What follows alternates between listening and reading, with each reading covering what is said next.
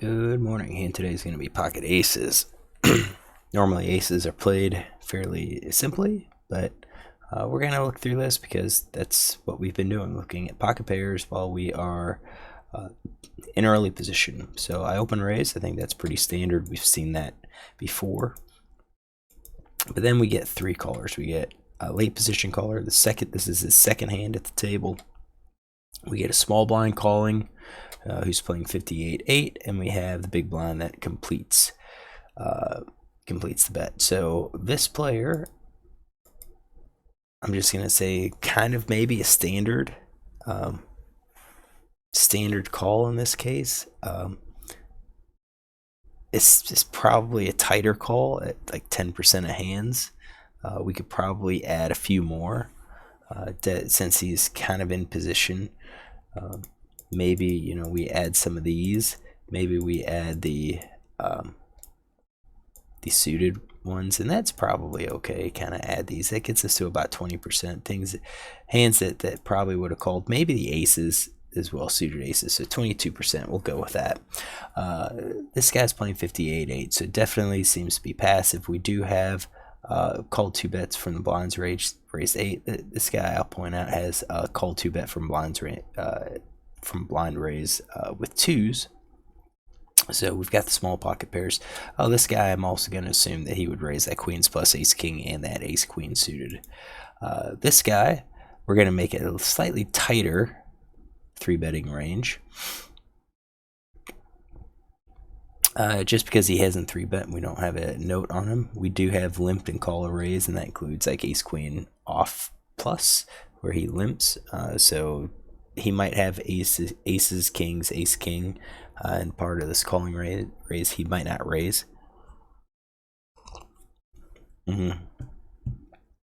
So giving him 19%. Probably need to find a few more hands for him out of the small blind. So kind of add those. Gets us up to 27%. That might be a little bit better. Maybe suited kings. Maybe he plays something like that. Like it's at 30% or so. This guy, he looks tight. 10% VPIP, 4% preflop raise. I have called two bet from blinds raise from blinds with Jack 9 off. So I'm going to say we have two callers here. He probably is going to complete with a lot of things. I'm including that Jack 9. And if he's doing Jack 9, it's probably the other offsuit gaps. Maybe Queen 9 and King 9. I think I would probably do that too. Look, you kind of think at, what kind of odds are we getting? What are the pot odds? We're getting pretty good pot odds. It's 2 to win 10. We're at 5 to 1. You only need 20%. You might be able to get that plus some, depending on what kind of flops come with these hands. You might win more than what's already in the pot. So we're gonna go with that range. I do have queens plus ace king and ace queen suited as his three bet. I have 3%, so 2 out of 78. I think those are suitable hands. So we take the flop of ace 10-8. I hit. Kind of the downside of this is that since I hit, there's only one ace left in the deck. One of these people can have it, and if they have it, they're going to pay me. They're going to pay it off. I'm sure of it. So check to me. We're three-way pot. I think oftentimes this could be a spot where we could check, let out of position player bet, but I think in a three-way pot, I think we've got a lot of hands that'll pay us. I think a 10x might call, just to keep us honest. I think 10 jack, 10 9, 8 9 9 8, 8 7. 8 7's a long shot. Pocket nines, pocket jacks, pocket queens. Any of the ace x hands are going to call. Obviously ace 10, ace 8. Pocket 8s, pocket 10s would be awesome if someone had that, because we're getting it in. Diamond draws. So I think there's a lot of hands that are out there. I do think we're going to be value betting here. and we're not going to try to, you know, pot control in any way. So I think we're going to be betting sets. I think we would bet 2 pair, and I think our top pair would be like ace king. I think with the other aces, well, probably ace queen as well. I think with the other aces, we probably just check. We could probably use ace 5 as a bluff range,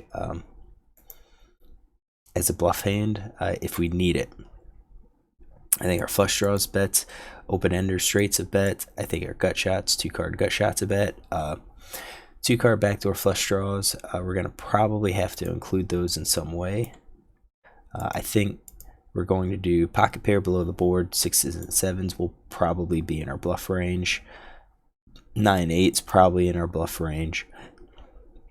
9s would be in our bluff range. I think middle pair is going to be part of our check.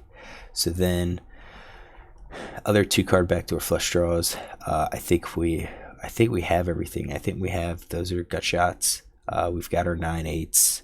I think we've got everything else, everything that we might want to bet covered. So I think all the rest would be checking range. So I think that's going to be our C bet.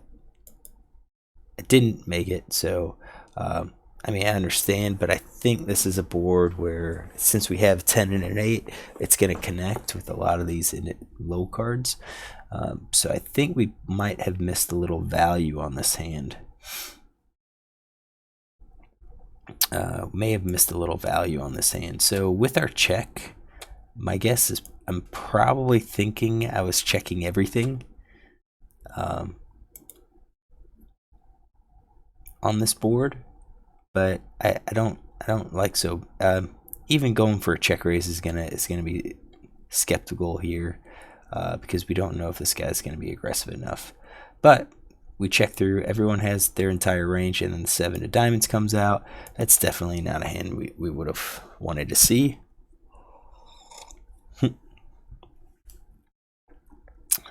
So it goes check check. It's on us. Had we bet, it just kind of depends on who calls.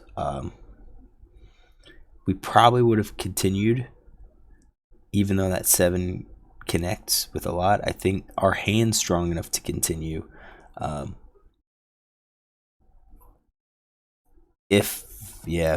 think our hand's strong enough to continue. At this point, though, now that connects, we checked it once. We're going to probably have to check again. So I don't like how this betting line here. I don't like how we check the flop and then we bet now. I think it would have been better to bet the flop, narrow the field, and then maybe check. And that's probably would have been, I think the check probably would have worked a little bit better. I do think we would have to mix in some betting, but I think a check could have worked as well. So we bet, and we get a raise here by villain. So I bet he raises me, and the question is, what is he raising with? Let's close the rest of these hands. I think flush could be raising. I think a straight could be raising. I think maybe a set could raise. Quite possibly. I don't think 2 pair. I'm gonna actually scale the sets. Say like 50% chance that they bet. Sets, maybe a nut flush draw. Yeah, we're gonna do maybe the nut flush draw. We're gonna do like ace queen as a second nut. We're gonna do like ace jack as a third nut. Maybe jacks and jacks 10s, where they have open ender and the straight, maybe. So maybe something like that.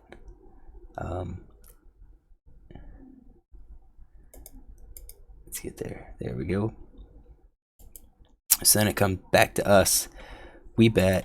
We need 25% equity.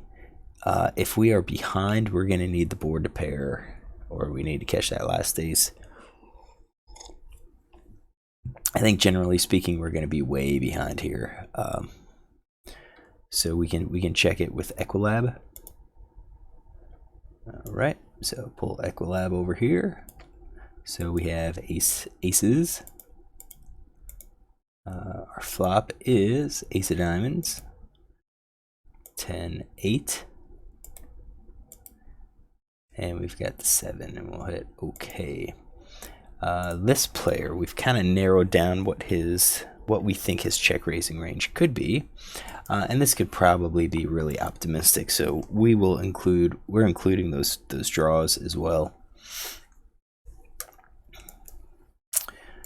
We're including those draws. So yeah, right now we're at 56%.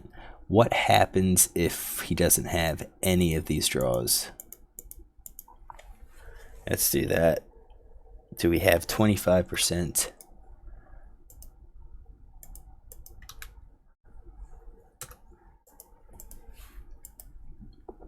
We still do. So even if we're up against a straight or a flush,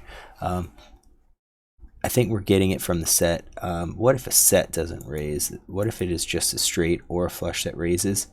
And now we need to connect.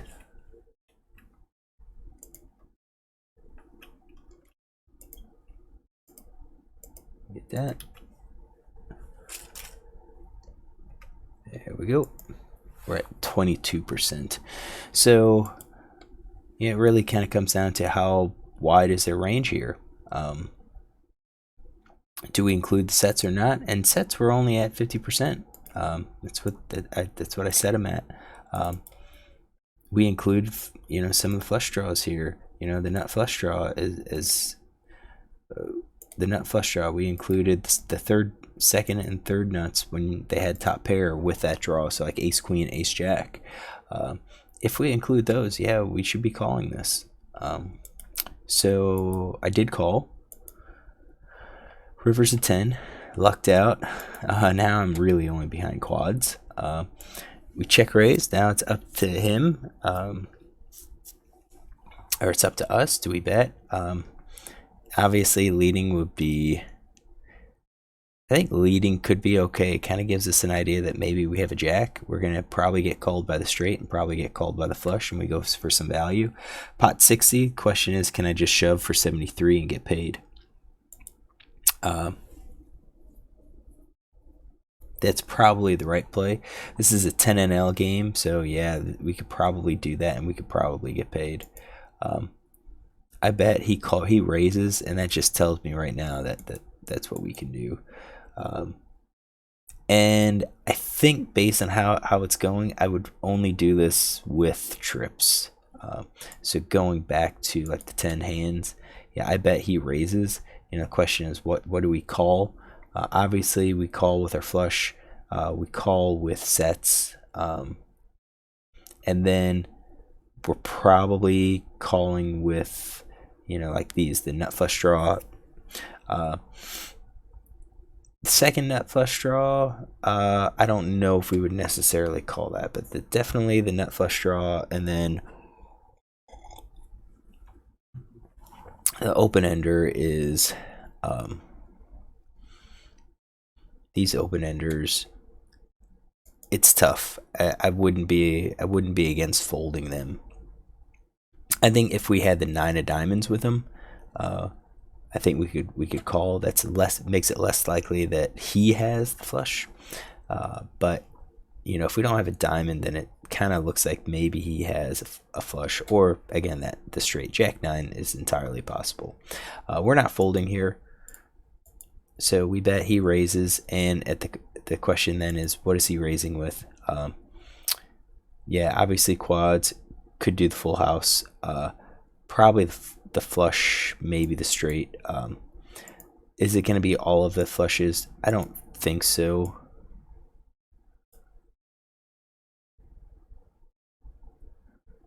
Maybe just like the king high flushes, the nut flushes, and then that straight is a possibility. So something like that. We're definitely calling here. He shows 7, so he shows a full house too. So he was able to make that play with his set. So I do think we're gonna have to take some notes on that. All right. So took notes on this.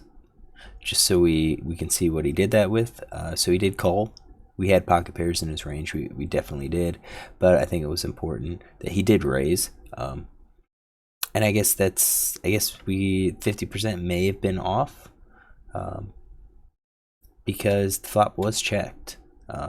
So had we bet and he called, I think it's a little less likely that he had like a 7, maybe an 8 or a 10. But I think 8s or 10s would have raised at that point. And we would have probably gotten him in at that time. But it is in his range. How do I think I played it? I think we missed the bet. I think we should have bet the flop and then checked the turn, and probably then called the turn. If like one of these guys led or we checked, he bets, we probably call because we're getting the odds at that point.